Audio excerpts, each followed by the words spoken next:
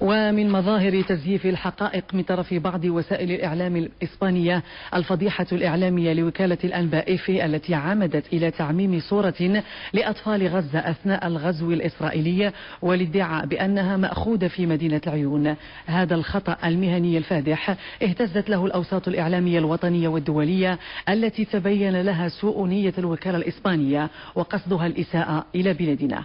مريم العوفير. إن الصورة المزورة التي نشرت في العديد من الصحف الإسبانية حتى المجانية منها في ادعاء باطل ومقصود وإساءة صريحة اللهجة إلى المغرب.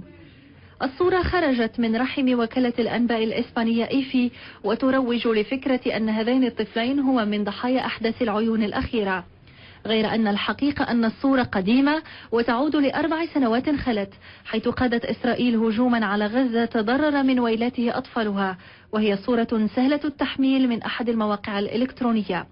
هي إذن حرب إعلامية مدروسة الخطى لا تهدف إلا إلى شن هجمة إعلامية مذمومة تجاه المغرب، هجمة تخطط استراتيجيتها لوبيات ناشطة في المجال الصحفي الإسباني غايتها الوحيدة تغليط الرأي العام وتشويه الحقائق في انتهاك صارخ لكل أساسيات مهنة الصحافة.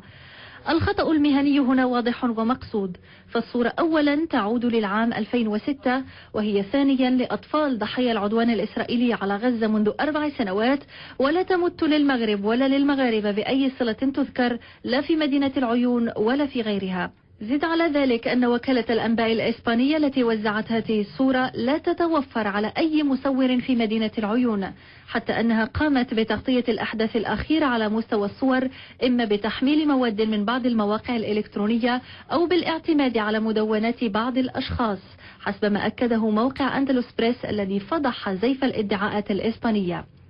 إنه تجاوز خطير في هجمة إعلامية مسعورة التزمت بعدها الوكالة الإسبانية الصمت اللاذع دون أن تقدم أي تبريرات أو توضيحات تذكر. ومهما حاولوا تعتيم الصورة سيظل المغرب دائما بلد الحقوق والحريات، والبلد الذي تحترم فيه الكرامة الإنسانية والمهنية والقوانين. وقد اعتذرت بعض المنابر الإسبانية ومن بينها جريدة البايس ووكالة الأنباء الرسمية الإسبانية إيفي عن ما وصفته بالخطأ غير المقصود عند نشر هذه الصورة التي اتضح فيما بعد أنها لوكالة رويترز التقطتها في 21 يونيو 2006، وهي لأطفال فلسطينيين يتلقون الإسعافات الأولية بإحدى مستشفيات غزة على إثر قصف إسرائيلي استهدف القطاع. البايس كتبت في مقال لها أنها تتحمل مسؤولية نشر هذه الصورة دون التأكد من مصدرها، وتقدمت بالاعتذار عن ذلك. من جانبها جريدة الموندو الإسبانية بعد توضيح هذا الخطأ الكبير الذي سقطت فيه بعد نشر هذه الصورة أوضحت أن وكالة الأنباء إيفي توصلت بهذه الصورة عن طريق من وصفتهم بالناشطين الصحراويين. أما وكالة الأنباء الجزائرية فتسلك بدورها نهج الكذب، حيث نسبت تصريحات لا أساس لها من الصحة لوزير الخارجية البريطاني بخصوص حماية الرعايا البريطانيين بالمغرب. الخارجية البريطانية اندهشت لهذا الافتراء ووصفته بالبعيد عن الدقة. محمد رضا العبيدي. هي كذبة جديدة ابتدعتها وكالة الأنباء الجزائرية وفاء لتقليد عريق في خلق الأكاذيب ونشر الأوهام، وآخر ترهاتها تصريح نسبته لوزير الشؤون الخارجية البريطاني بشأن الأحداث الأخيرة بالعيون، أكد فيه أن ظروف الأحداث لا تزال غامضة، وطالب باتخاذ إجراءات من أجل حماية رعايا بريطانيا في المغرب. افتراء كذبه كليا المتحدث باسم الوزارة الذي عبر عن اندهاشه أمام أكاذيب مفضوحة ومكشوفة للعيان تسعى للنيل من متانة العلاقات المغربية البريطانية. I visited Morocco many years ago when I was a teenager, but I'm hoping to lead a لقد زرت المغرب عدة مرات وسأقود وفدا من البرلمانيين المحافظين الذين دخلوا مجلس العموم في الانتخابات الأخيرة لزيارة للمغرب ابتداء من مطلع العام المقبل. فرئيس الوزراء ديفيد كاميرون يؤمن بضرورة إلمام نواب الحزب بما يجري في الشرق الأوسط وشمال إفريقيا، فما يجري هناك يهمنا هنا، ورغبته قوية في أن يقوم وفود من نوابنا بزيارة المغرب، وأن نجتمع بأكبر عدد من المسؤولين المغاربة لدينا علاقات جيدة جدا مع السفارة هنا، والشريفة لالا جملة سفيرة رائعة لبلادها، ونجتمع بها بانتظام، وهذا حفزنا على الاهتمام بالمغرب. الخارجية البريطانية نعت تقاويل بوق دعاية الجزائر بالأكاذيب، كون التصريح تحدث عن متابعة الوضع في الأقاليم الجنوبية فقط. والأذهى من ذلك أن صاحب التصريح هو أليستر بيرد، كاتب الدولة في الخارجية المكلف بمنطقة الشرق الأوسط وشمال إفريقيا، وليس وزير الشؤون الخارجية، وهي كذبة أخرى.